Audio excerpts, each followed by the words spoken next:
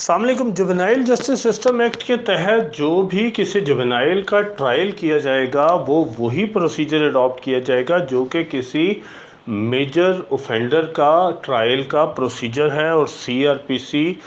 मतलब criminal procedure code या अगर किसी और कोड के अंदर या स्पेशल लॉ के अंदर अपना कोई प्रोसीजर प्रोवाइडेड है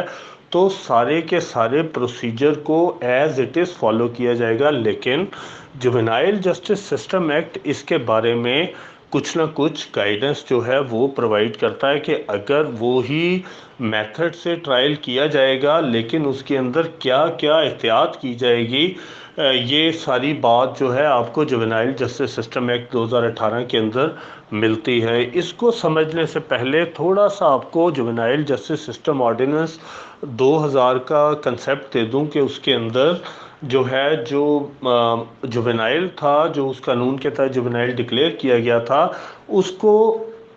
इंटेरोगेट भी अलग किया जाता था। और इसके अलावा उस जुवेनाइल की जो रिपोर्ट अंडर सेक्शन 173 सीआरपीसी थी वो सेपरेट से जो है प्रिपेयर की जाती थी। और उस जुवेनाइल की जो रिपोर्ट 173 है उसके साथ तमाम जो डॉक्यूमेंट्स हैं जो मेजर ऑफेंडर्स के साथ लगे थे उसकी सर्टिफाइड कॉपीज़, या अगर माइनर से किसी किस्म की कोई रिकवरीज हुई हैं तो वो उसके साथ, और इस तरह करके उसकी 173 सेपरेट से सबमिट होती थी। और उस कानून के अंदर ये वाज़िया तौर पे रिस्ट्रिक्शन थी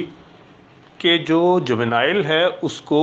major offenders of the same case के साथ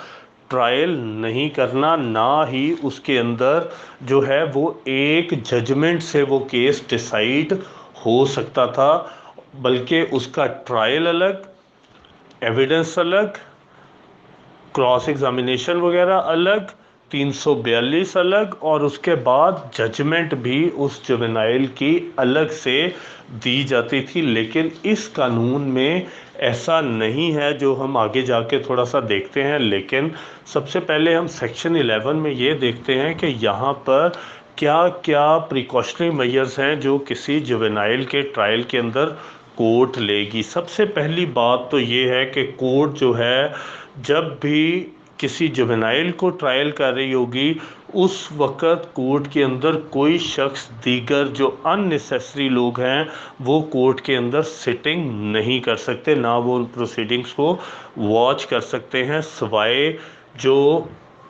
जुवेनाइल कोर्ट के जो ऑब्वियसली जज साहब तो हैं ही, और इसके अलावा उसका जो स्टाफ है वो भी कोर्ट का वहाँ पर सिर्फ मौजूद रह सकता है। इसके अलावा जो उस केस की पार्टीज़ हैं, चाहे वो कंप्लेनेंट पार्टी है या चाहे वो उसके को एक्यूज्ड हैं, वो भी वहाँ पे प्रेजेंट रह सकते हैं, जो कि उस केस के साथ जिनका डायरेक्ट कंसर्न है, सिर्फ वो लोग स्टाफ के अलावा कोर्ट के अंदर मौजूद रह सकते हैं जो भी प्रोसीडिंग्स होंगी। इसके अलावा जुवेनाइल की तरफ से अगर उसका कोई गार्डियन है तो वो भी अदालत में मौजूद रहेगा। और लास्टली वो कि अगर कोर्ट किसी और शख्स को ज़रूरी समझती है कि वो भी कोर्ट में रहे तो वो भी रह सकता है, जिसकी मिसाल लाइक कोर्ट समझती है प्रोबेशन ऑफिसर उसको वॉच करे प्रोसीडिंग को, तो कोर्ट उसको डायरेक्ट कर सकती है कि वो भी। लेकिन इन लोगों के अलावा जो कि सेक्शन 11 के अंदर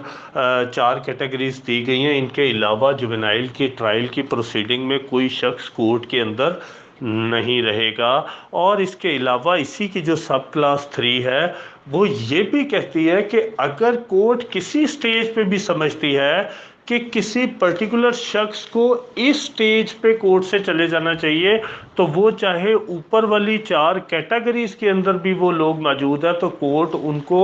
उस प्रोसीडिंग से या उस पार्ट से निकाल भी सकती है कि आप इतनी देर के बाद कोर्ट में आ जाएं, या आप आज कोर्ट आ ही नहीं सकते जब तक ये पार्ट ऑफ द प्रोसीडिंग मुकम्मल ना हो जाए, तो वो उस शख्स को भी कोर्ट उस प्रोसीडिंग से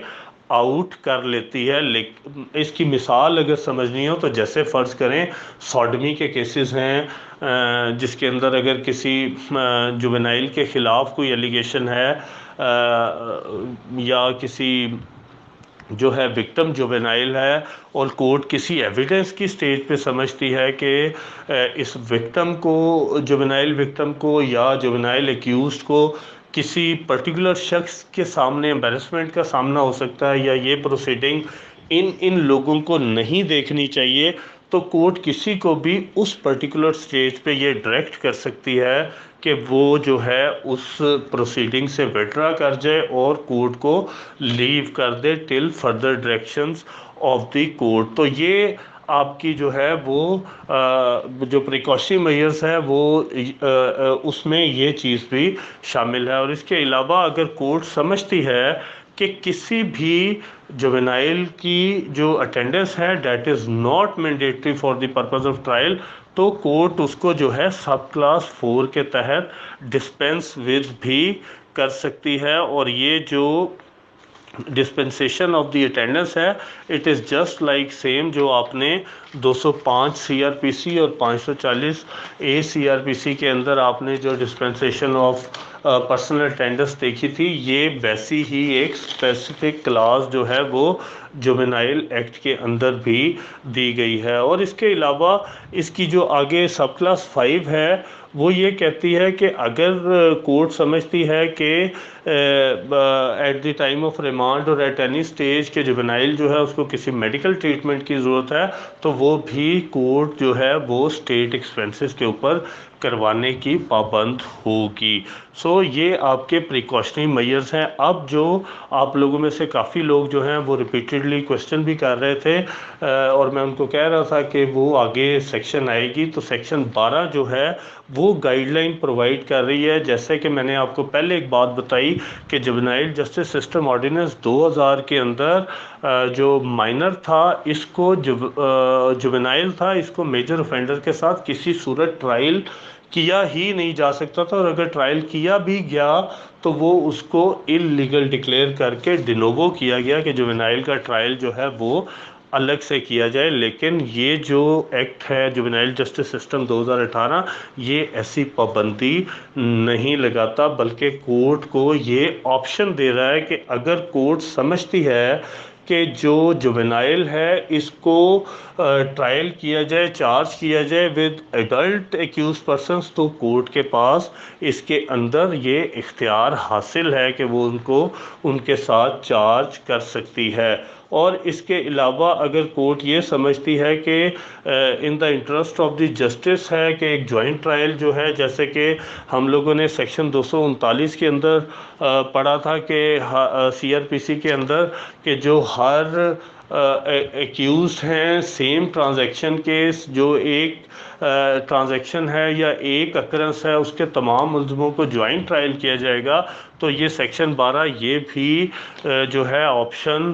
یا پاور کورٹ کو دے رہا ہے کہ اگر وہ سمجھتی ہے کہ in the interest of the minor جو ہے وہ یہ بہتر ہے کہ ون ٹائم ٹرائل ہی ہو جائے، کیونکہ اس کی کمپلیکیشنز تھوڑی سی تھیں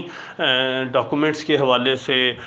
کہ بعض دفعہ ڈاکومنٹس یہاں پہ انیکس نہیں ہوتے تھے جوینائل کے ساتھ، یا at the time of exhibition جو ہے وہ پرابلم ہو جاتی تھی، یا اس بات پہ بھی ڈیلے ہو جاتا تھا کہ ابھی جوینائل کا ٹرائل ہو رہا ہے تو وہی کونسل وہاں پہ انگیج ہے تو وہاں پہ نہیں مل رہے، اور اس کے علاوہ جو کراس ایگزامینیشن ہے وہ وہاں پہ اور ہو رہی ہے یہاں پہ اور ہو رہی ہے، تو اس ٹائپ کی ٹیکنیکل پرابلمس تھی جس کی وجہ سے اس چیز کو ریموو کر کے یہاں پہ کورٹ کو آپشن دے دی گئی کہ ان دا